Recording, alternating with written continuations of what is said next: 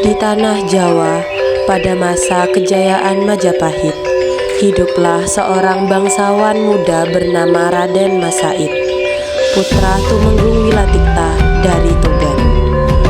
Ia tumbuh di tengah kemewahan, namun hatinya gelisah melihat ketimpangan di sekitarnya.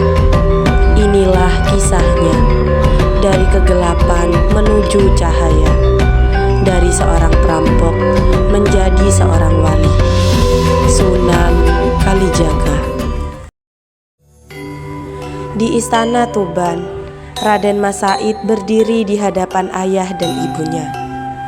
Ia melihat rakyat menderita, sementara istana tenggelam dalam kemewahan. Anakku, engkau calon pemimpin Tuban, tapi mengapa wajahmu selalu murung? Ayah, rakyat di luar sana kelaparan, sementara kita makan dari piring emas. Bukankah itu tidak adil? Nak, dunia ini memang tak seimbang. Tak semua bisa kita tolong. Kalau yang berkuasa tak menolong, siapa lagi, Bu? Raden Masaid meninggalkan istana, meninggalkan gelar dan kemewahan, mencari arti sejati dari keadilan.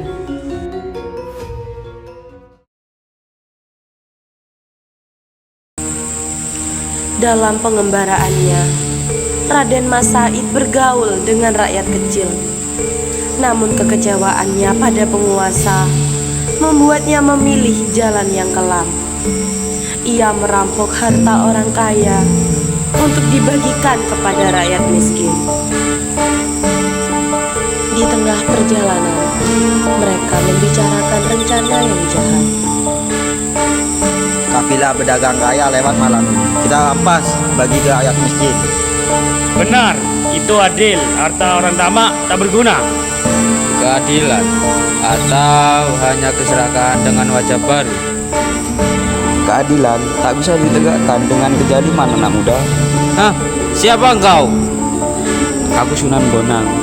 Aku datang bukan untuk menghukum, tapi membimbing. Jika kau ingin menolong rakyat, ikutlah aku. Belajar menjadi penerang, bukan bayangan gelap.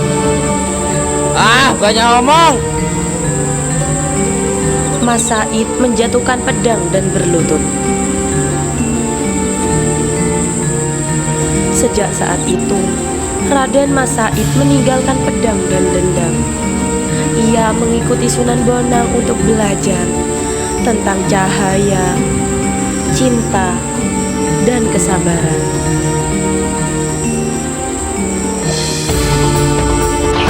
Suatu hari, Sunan Bonang berkata kepada muridnya, Tunggulah aku di tepi sungai ini hingga aku kembali. Raden Masaid menunggu. 1 hari, 1 minggu, 1 bulan, hingga tahun berganti. Masaid duduk bersila, diam, menunggu kedatangan sang guru. Aku menunggu, Guru, karena kesetiaan lebih tinggi dari waktu. Bertahun-tahun, ia menunggu tanpa bergerak, hingga tubuhnya ditumbuhi lumut dan dedaunan. Alam menjaganya, sungai menjadi saksi kesetiaan dan keteguhan hatinya.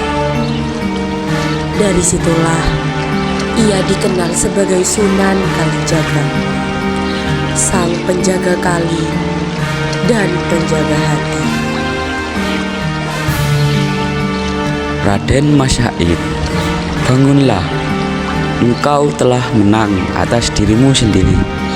Kini engkau bukan lagi Raden Masaid, tapi Sunan Kalijaga.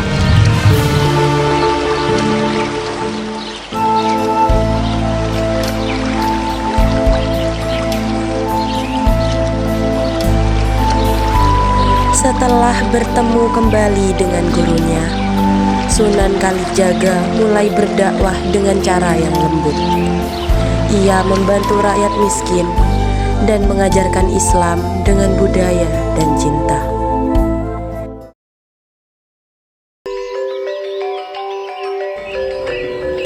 menakuti kami, Kalijaga. Sekarang kau bantu kami bangun surau. Dulu aku mencuri karena buta. Sekarang aku memberi karena melihat. Melihat apa? Melihat bahwa harta bukan kemuliaan.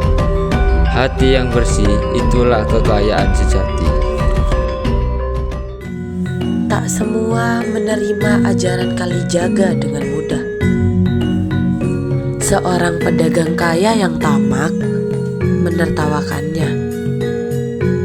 Hahaha, kamu tanam pohon di pinggir jalan. Buat apa? Akan ada yang beradu suatu hari nanti. Mungkin bukan aku, tapi orang lain. Goblok. Seperti saya dong, tanam emas akan berbuah emas.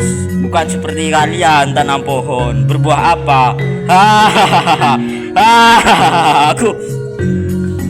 Lihat, emasnya jatuh. Biarkan, jangan ambil yang bukan milik kita. Aduh, sakit sekali. Aduh. Aku salah. Aku buta karena harta. Masih ada cahaya bagi hati yang mau terbuka. Bahkan hati yang keras bisa luluh oleh kelembutan.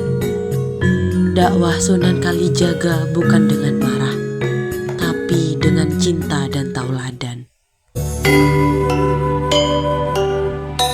Setelah bertahun-tahun, keluarga Tumenggung mendengar perubahan besar pada putranya. Mereka datang bukan untuk menjemput seorang bangsawan, tapi untuk memeluk seorang wali.